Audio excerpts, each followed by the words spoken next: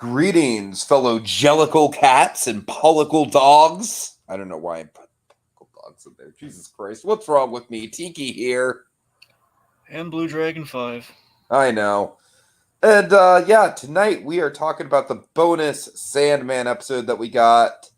Dream of a Thousand Cats / Calliope.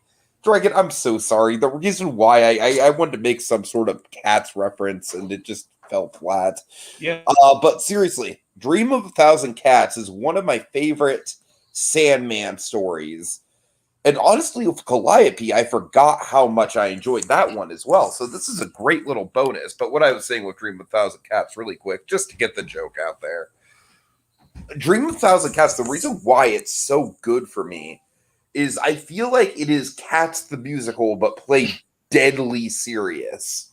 Like, it's got that same sort of, like, mystical, magical realism about, like, the anthropomorphic cats and how they operate and how they deal in society. But the tone is just absolutely played completely, like, deadly straight. Were you really thinking that when you read it, though? Yeah, honestly, when I was reading it, yes. Dragon, I am a theater kid. I just want to make sure thoughts go through my head. I don't know what to tell you. I want to make sure you were thinking, man, this is way better than Cat. Why can't Cats be this? Well, I mean, this is way better than Cats, and yes, why can't Cats be this? But seriously, it's like that was kind of like I can't help but compare it to Cats. Just no, I know. I'm just saying before we had the terrible movie, you were thinking that. That's what I want to hit. I was thinking it before I had the terrible movie. Okay, yes, because Cats has always been part of the theater kid vernacular. There we go. All right, it's the bane. And also, you know what? You know what? It's also kind of been a part of the creative writer kid vernacular. Dragon. What? Calliope. Yeah. Another popular Sandman story among my crowd. This was basically like writer's block in the form of a graphic novel, and I love it. I love the way it was adapted. It's so cool that we got this little bonus episode. Dragon, I have thoughts about the future of this show that I'll get to after you share your initial reactions to these episodes. But go ahead, my friend. What did you think of this little bonus nugget of content that Netflix decided to grant us? Yeah, so obviously a little annoying. Content nugget. Sorry. Yes. So yeah, obviously a little annoying. Just given the fact that we covered 10 episodes and we thought, oh man, that was there's a meal for you of Neil Gaiman goodness. We just we had a full story there, and we're out of here until season 2. And oh god, they've dropped a bonus episode on us. We should talk about that.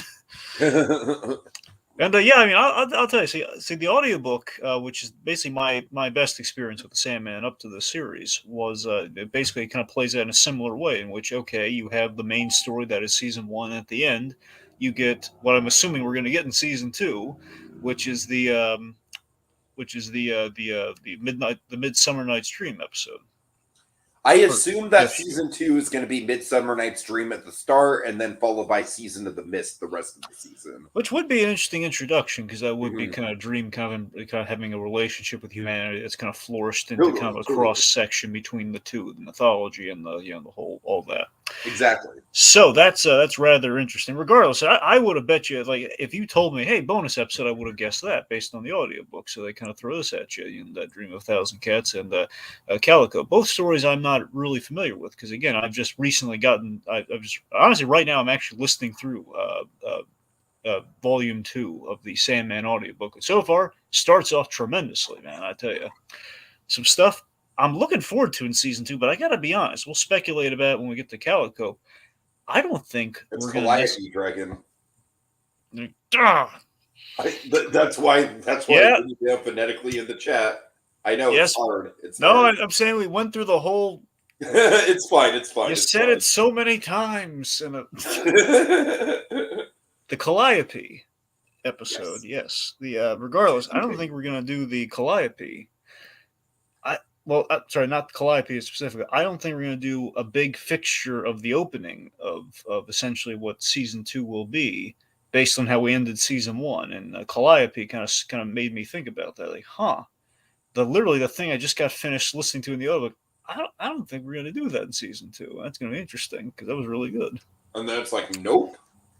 So we'll see. So it's it's interesting. Regardless, I mean, these bonus chapters, of course, I really like the way we approach them, and I think it's interesting we kind of put two of them in one episode and didn't just do like two bonus episodes and That is an make it kind of a interesting dozen. structure, and I feel like that opens the show up a little bit more, and also the fact that we get an animated segment that also just blows the possibilities of the show wide open.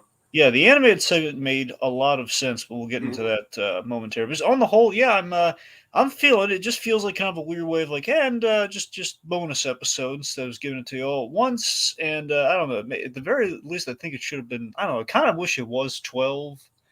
I don't know why just 11 just feels kind of like a You weird wish it number, was but 12 because we really want Midsummer Night's Dream, Dragon. That's yeah, ultimately, look, that's it. ultimately, yes, but even so, I don't know. It's I don't know. It's not so much of an epilogue as it is just kind of literally a bonus, and I mean that's essentially what they're selling it as. So I mean, I guess get what you ask for. I don't know. It was just nice to get more Sandman after we just got finished talking about Sandman. So the release is kind of wonky, but the story itself, it's more Sandman. What's not to love? So, Dragon, I want to address one thing just before we get into it. I don't really think this is anything to be overly concerned about. I think we're going to find a way, but Dragon streaming services, just in general, haven't been doing so hot over the past year or so, especially in the past couple months. Is that fair to say? Well, let's just say this month that we're in right now, the streaming services have gone bananas. So yeah. So, with that in mind, Neil Gaiman actually released a quote, and John Campea actually covered this, so I'm pulling this from a Campea story. All Oh, right. can't be. And Neil Gaiman released a quote where he was asked about a season 2 of Sandman. He was like, "Yeah, just because it's Netflix's number one show in the worldwide for the past like 3 weeks, yeah, don't count on the season 2 because money is money and it's going to be expensive and it's an expensive show." And Dragon, I feel like that's Gaiman just kind of being realistic, Yeah, but it's frustrating just because of the fucking banana situation going on HBO Max that could actually be a possibility. That sad but true.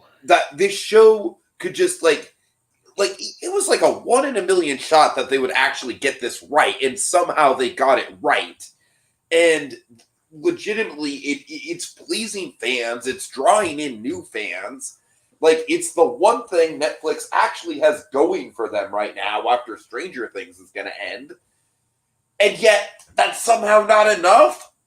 Dragon, my brain is just exploding with stress over this streaming service stuff, man. I gotta tell you, it's Anyways, we don't have time to Well, get into all that right now, but well, I'm I'll just say saying, this. like, I'm sorry. All I'm saying is that I'm going to cherish every episode we get of this thing, man. If they drop another random bonus episode in 6 months, I'll be like, yes, please. Yeah, I'll say that. Just knowing that's the situation right now, it does make me go, man, we really should have gone 12 and gotten that Midsummer. That's what I'm saying, man. Do you imagine if they stopped and didn't do Midsummer Night's Dream? Yeah. At the very They least, have if to you, at least do Midsummer Night's Dream. That's yeah, all I ask. that's the thing. If you have to axe the Sandman, at the very least, axe Just it there. at the very least do that. Yeah, yeah. All Because right. there's an Anyways. epilogue for you. Okay, Dragon. Do you want to do do you want to do the banners for the individual stories? Is that how we want to work it? That'd probably be a good idea. Okay, I didn't even think about that, but let me just pull that up right now. 1 second. Eight. But speaking to the whole seasons thing, I mean, it's very interesting because again, Good Omens, I think by the skin of its teeth, got a second season, which has been filmed and everything, so it is happening. I think it's supposed to come out. I don't know if it's supposed to come out in October or not, but I believe it's still slated to come out this year, so that's something to look forward to. And you might be wondering, why is he mentioning Good Omens? Well, actors from Good Omens are in A Dream of a Thousand Cats. Well, I mean, yes, that and the Gaiman thing. Well, yeah, I mean, yeah, But fine. yeah, you're right. I'm sorry.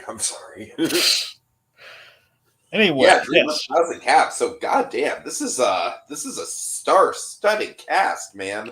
Do you know This why? cast is like almost more star-studded than the actual Cats movie. There is a fun reason why it is so star-studded. Not the entire cast, but at least half of the cast that's in this Mhm. are from the audiobook, or Indeed.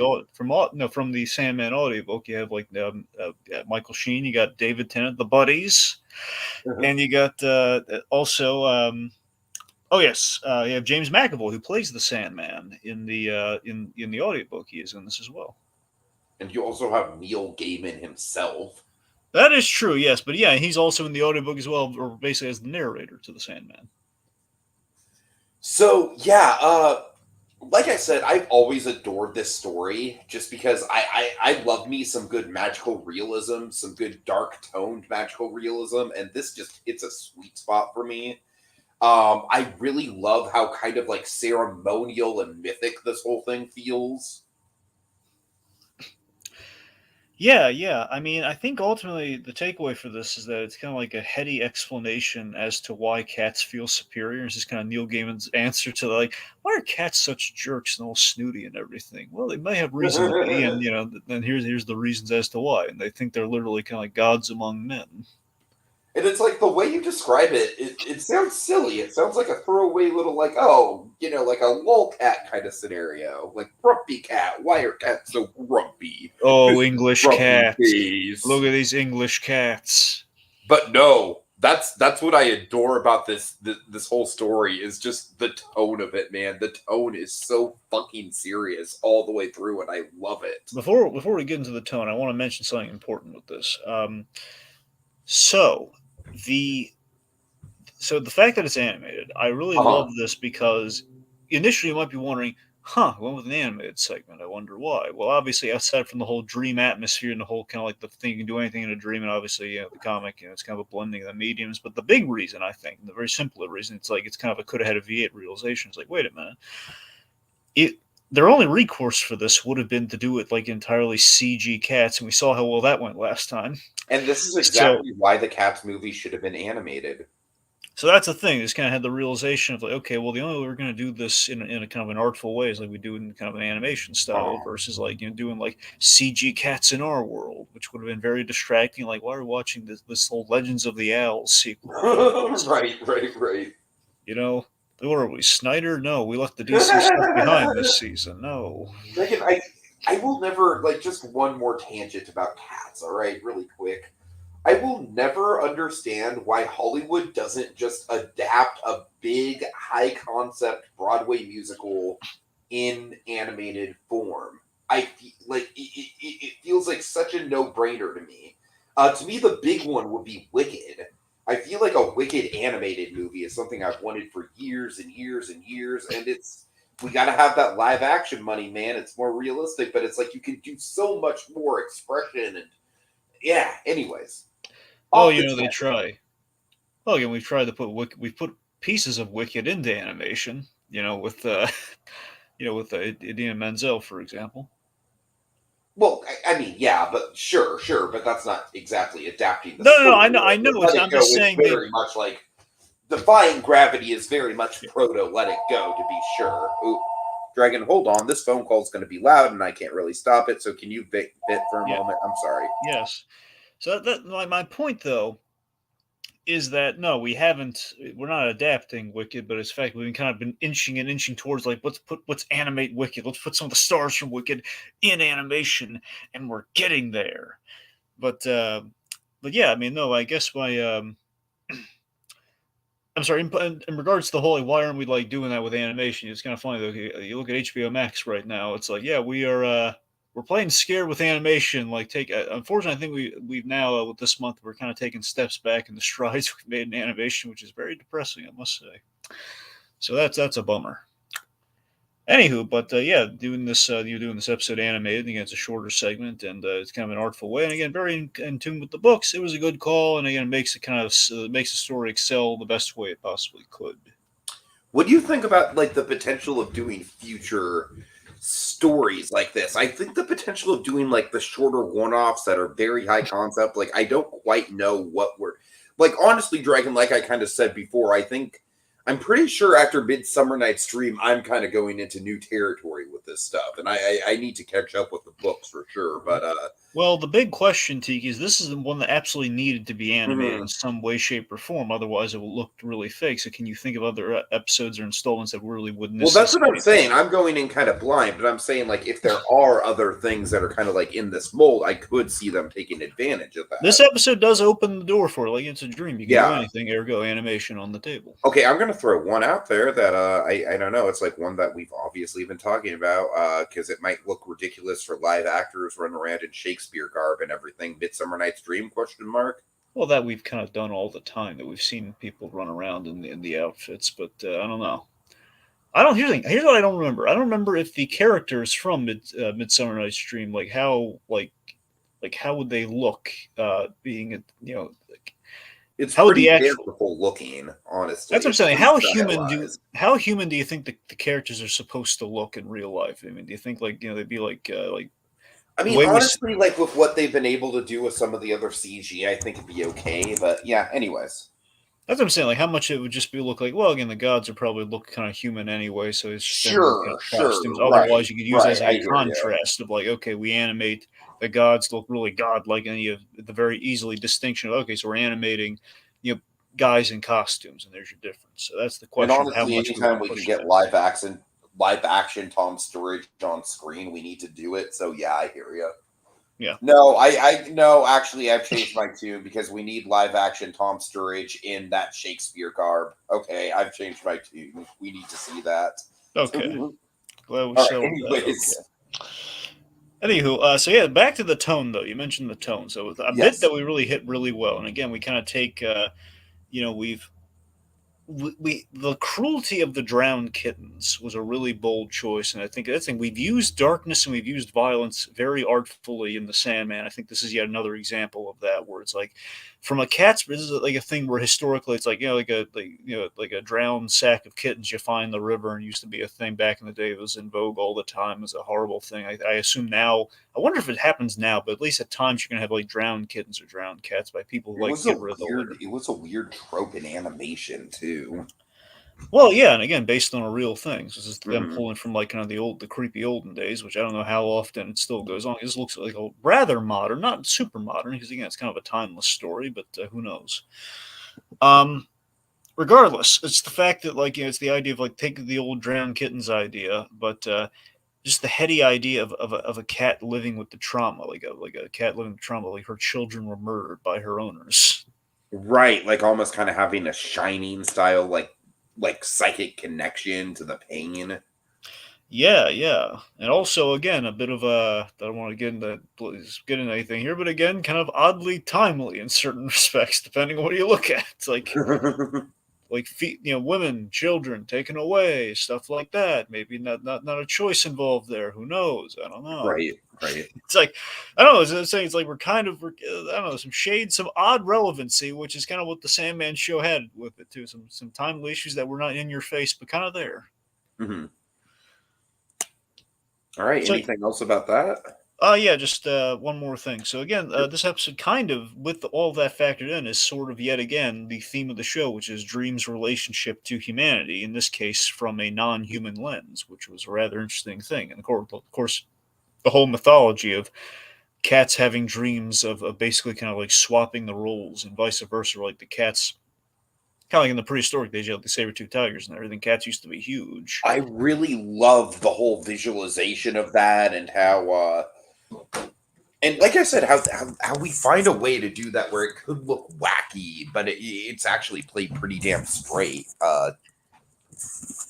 Do So you yeah, remember? what? Sorry, I was about to bring up another thing. Go ahead. Do you remember Leonard Maltin? I'm pretty sure it was Leonard Maltin. It was somebody. It was a story. It might have been Maltin. The Malt. On the Dumbo commentary, someone mentioned the old adage. This is an old legend of that about. I don't know if it was. I don't think it was specifically for that movie. I think it's like kind of an old folklore sort of thing. That the reason, like the old folklore reason, elephants are scared of mice. No. That essentially, if I remember correctly, is that elephants are scared of mice because back in the day, like in the prehistoric ages, like mice were, it was like reverse. Like elephants used to be a lot smaller, and that's why they're scared of them because it kind of reminded them of being helpless. Basically, it was like a size shift. Oh, that's cool. That's cool. I forget Uh-huh. the ins and outs of that specifically, but essentially that's why there was like kind of a reason why elephants are scared of mice. Right, right. I hear you. Yeah, because like they were once they were once reigning over them somehow. I wonder if that perhaps maybe Gaiman got wind of that, and perhaps it gave him the idea of the whole size shifting thing. I don't know. I can see that. Also, Dream is a cat. Pretty cool. Indeed, indeed. Got the All right. glowing eyes. All right, Calliope. Calliope. So like I Calliope. said, Dragon, in my circles, in my little like creative writing nerd circles, this was pretty iconic. I mean, this was probably like the go-to. Honestly, like ironically enough, I would say this whole stretch of like little standalone stories, like Dream of a Thousand Cats, this and Midsummer Night's Dream, like all of them in their own ways are very much like literary nerd cannon fodder. Oh yeah, for sure. Yeah, it's very much kind of like a meta contextual thing for Neil Gaiman. It feels like just kind of the writer's dilemma turned into this metaphysical what if. Like, what if we literalized a muse and just saw how horrific Mhm. an idea that really is? So the writer always has his muse and his inspiration, but what if it was like a physical thing? It was almost like a deal with the devil, or like kind of like an imprisoned genie sort of thing. Like they're a magic totem, but you'll fear they'll leave. It's like there's a trust there, and the muse is supposed to be catered to, not enslaved and violated, both creatively and physically. Yeah, yeah. So I don't know. I had a lot of fun with this one. I think it starts out as a little bit of a slow burn where you're kind of getting the usual like genie kind of tropes of like, okay, like he says he's not gonna, he says he's gonna free her after they write one book. We all know how this is gonna play out. But I will say, I think once Morpheus actually comes into the play, it becomes super compelling. Oh, absolutely. So, but we should also talk about that. We use Dream very sparingly here, and that was kind of an issue we had on the other ones. But here, I think it worked very well. I think the problem we had with the other ones is that it was a whole storyline that spanned like multiple episodes where Dream wasn't really that involved. And when we have Dream, it's like a big point of the story versus just, and it's his show. Let's not forget it's his Exactly. show. Exactly. Yeah.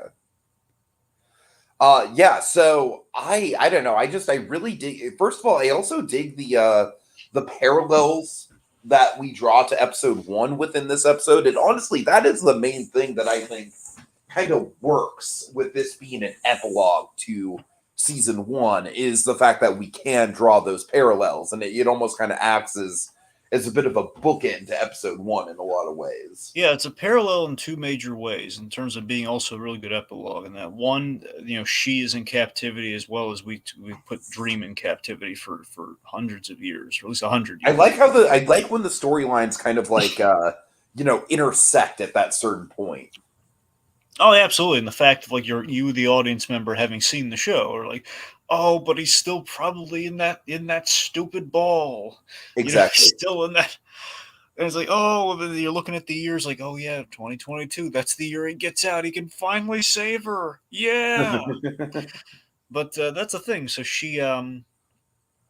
the other thing too is that this episode very majorly is again thematically it's about his relationship to humanity to an extent, or at least his humanity that he's kind of suppressed, in which he did share a love with this woman, had a child with her. That's big, and they're setting that up Mhm.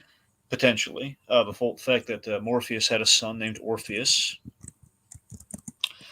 and yeah, so again, it's really interesting. And after he's gone through his whole story, he has a great deal of sympathy and trying to make things right. Now here's the revelation I had. Going through volume 2 essentially, where kind of season 2 is traditionally slated to go in the Sandman story. But I don't think that's what we're going to do because of this episode. So not just because of this episode, because of the way we ended season 1 as well. So you remember Nada, right?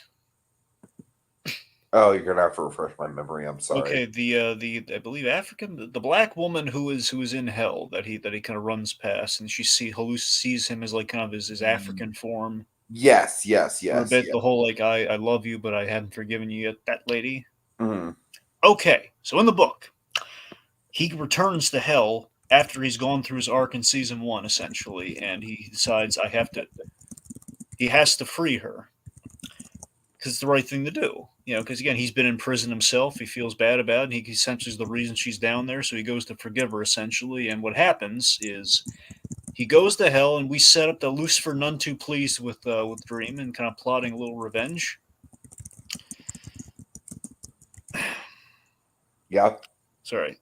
And anyway, just plotting revenge, and essentially goes down to Lucifer's closed up shop. Essentially, the opening of the Lucifer show, by the way, in case anyone's wondering. It's like before he went to Los Angeles, he was closing up shop in hell, which essentially is what that story is. So, based on the fact that Lucifer in the Sandman show was like gearing up for like a war and everything, I don't know if we're gonna do that.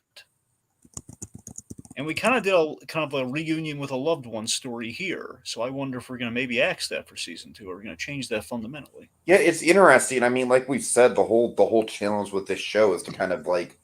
I honestly feel like this show would work just as well, if not better, if they just did standalone arcs and didn't really necessarily focus on like, okay, we have to drive the plot forward, because having the plot was never what Sandman really was, So it's an interesting challenge that they have to juggle for sure. Yeah, I remember in the book that was like a huge, awesome subversion where it was like, okay, he's going to go down there and Lucifer's going to be all mad at him, and there's going to be more fighty No, fight. I hear you. Yeah, yeah. In this case, probably poetry slam, but there's going to be another one of those. But round 2, y'all. Who's ready for some fucking poetry? No, seriously, that was always like a really cool thing. And by the way, in the audiobook, amazing hearing Michael Sheen as Lucifer just being all charming and everything, basically saying, "No, I'm closing up shop. I'm leaving." So regardless, so that's kind of interesting that we're probably, I don't know, I'm getting a sense we're not going to do that. But again, that was like kind of a cool subversion. I wonder if they're going to pull that off of the whole, I wonder how it's going to, if they do that, how it's going to come across like, Azazel's like, no, we're going to mount a war, man. You got to make a decision now. I don't know if it's going to be like, I don't want to do that. It's going to be kind of an anticlimax versus a subversion, I feel like. Uh-huh. So we'll see. Anyway, so let's talk about Richard Maddock, by the way. Let's talk about our writer. Yeah, he's well, what I really do like about him, like I said, his arc starts out slow enough, you kind of see where it's going, but I like how through the second half of it, he really does have a transformative kind of like performance where you really see him just morally start to go completely downhill to the point where he's almost a little bit worse than the guy who preceded him. Well, like, he poisons her with hope. Exactly. That's what I'm saying. At least, like at the very least, the guy who preceded him had no illusions about what he was doing. I'm a cruel guy, but play by the rules, it won't be as bad. But just sure, right. I'm very cruel. I don't like it. You're not human. But yeah, that's the thing. So, for one, I want to mention the actor, Arthur Darvill. Arthur Darvill, here's the thing. I was watching this, like, I know this guy from something. I've seen this guy's face a lot. And I realized what it was. He plays an English character on Legends of Tomorrow, at least back before he left the show. For 3 seasons, he was Rip Hunter, like the guy who assembled the crew for Legends of Tomorrow. Oh man, that's funny. Anyway, so it's interesting. Yet again, we've pulled DC Town and we put it in here, but he's not playing a DC character. Uh-huh. Anyway, the reason he's in this show though, Arthur Darvill, he played the Corinthian in the audiobook. Oh, nice. Yeah, I love how he summoned Dream. By the way. Oh yeah. Just the piece of paper. Yep, and toss. And then how that I love how that comes back around to just completely mentally fuck him at the end. Like, what was the name on the paper? I wish I could remember. Oh God. Yep. So we have enlightened Morpheus, and I love he's just really upset. And of course, what does he do to our writer here? What does he curse him with? Oh God! Oh, it's so creative, Dragon. I love it. Just literally, it's like going from 0 to 100. It's like having too many ideas. Yep. And Dragon, I gotta tell you, like as far as writer's block goes, this is honestly a better representation of how I experience writer's block as far as like I have a million ideas in my head for things I would like to tell, but none of them ever get fleshed out. So I kind of like how this episode deals on two sides of the coin of writer's block, like having so many ideas and not really necessarily knowing what ideas you want to go with, and not being able to flesh out said ideas. And then on the other side of the coin, basically the classic SpongeBob gag of the procrastination, where you're thinking and you're thinking and you're thinking, and all you can write out is the really fancy thaw. Mm-hmm. Again, this is the most beautifully rendered the you've ever Exactly, seen. yeah. Look at the. Twiddly dee, what do you see? It's thee. All right. Anyway, so again, I really do like the humanizing idea that Morpheus he had a loss and he never mourned it. She kind of invites him to mourn with her after they kind of make their peace and get kind of their closure. Mhm. Right. And yeah, that's essentially it. But also, it's a really good call that Calliope she showed mercy to her captor. That was rather interesting. I like that. Also, I want to throw out. I really like Tom Sturridge again. I can't get enough of him. I think he's perfect casting. Dream is such a hard character to nail. He absolutely nailed him. And Dragon, one of the things we were saying about season one is that one of the few little character arcs he does get is kind of like, his evolving humanity. And I got to tell you, man, were you on board with me with the whole like? It is such a sweeping romantic gesture for him to be like, what I have gone through is nothing compared to the suffering you've It taken. was it was great, and again, it shows a lot of growth on him, and it's a lot. It's really I'm totally with you. And then I also love her reaction to it of, like don't compare our suffering. That'll only compound it. And that whole thing, I was swept up in it, man. I was swept up in it. So yeah, again, Tom Sturridge, man. I couldn't be happier with him as Morpheus, and just he is like a really, really key component, I think, to what makes this show work as well as it does. Oh yeah, for sure. Yeah. Yep. Give me one second. I'm trying to think of Sure, sure. what was it? I don't know. I guess ultimately it's. I love the restrained anger that he had when he just showed up in the room when when a Matic entered in the house and he was like trying to play catch up here and he's had all the answers. He was all in power. He was sitting behind his desk. His love, like he was just all that restrained. Yeah, he's playing a lot with it's the Dr. Manhattan thing, as I mentioned before, where it's a guy who's like every little twinge just conveys like volumes. It's like anyone looking at him, he would have been sobbing. Oh, If they looked hard enough. But yeah, it was good. all right. So I think that's about it, right? I think we've I covered mean, everything. yeah, that's it. It's only one episode, so yeah. All right, 30 minutes in and out. Nice. Quick, well done. All right, folks. Well, let's see. Dragon, anything you can tease about the coming week? I know people. I wasn't sure how many people would watch this, but that's fine. We'll see how much it gets in the archives. Well, clearly we got some She-Hulk coming up. Probably gonna be a little later in the week this week because we have something going on Friday. We got a debate coming this week. Did you guys get to it on Sunday, or did something happen there? Yes, we did. We did on You Sunday. did. Okay, okay. Just making sure. I forgot to check. All right. Anyways, Yeah. Anywho, yes. yeah. So we have that. Days, Ronald McDonald, Dragon. That Grimace song is still stuck in my head, and it will never leave. It will never fucking leave. It's a curse. I should have never fucking watched that tape. It's like the Ring, Dragon. I swear to fucking Christ, that Grimace song. Anyways, Well, you say that, and the next song's gonna get stuck in your head because it's always like an earworm song. you On each know one of what? these. I welcome it. I welcome it. That Grimace song is the death of me, Dragon. It's haunted me all week. I Anyways, got quite the yarn to tell you about this next one, so do tune you in for that. really? Oh Yeah, boy. I got a story for you.